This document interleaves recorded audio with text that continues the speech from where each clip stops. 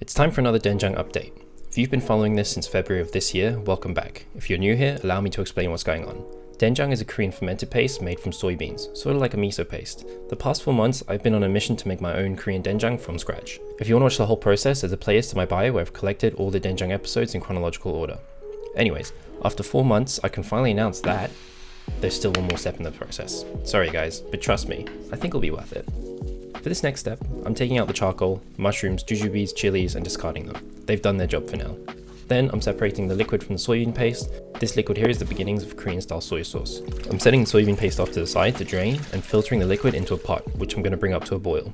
While the soy sauce is boiling and the soybean paste is drained, I'm going to break up the big chunks of soybean and mush everything together into a more pasty consistency. Here I'm disinfecting the container I'm going to keep my soybean paste in for its final ferment. I sprinkled some sea salt in the bottom of the container, then started pushing down the bean paste into the container, making sure to push out as much air as possible. Then sprinkling more sea salt over top, placing a piece of parchment paper that I cut to shape, and to make sure it stays, I'll fill a bag with dried chickpeas and use it as a weight. Then it's back on with the lid, and this will go back into storage to mature even further for probably a few more weeks.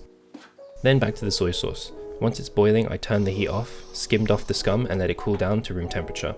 I disinfected the vessel I'm going to keep this in, and then poured all the cooled off soy sauce through a cheesecloth lined funnel. I ended up with almost a gallon of soy sauce here. I put the bung in and labeled it with the date, and now this soy sauce needs to sit to age. This can be anywhere up to a year, but over time the colour should darken into what we know as soy sauce. I'll be posting updates on the colour and smells coming from this over the next few weeks, so make sure you're following to keep up with this and any other Korean foods and experiments I do.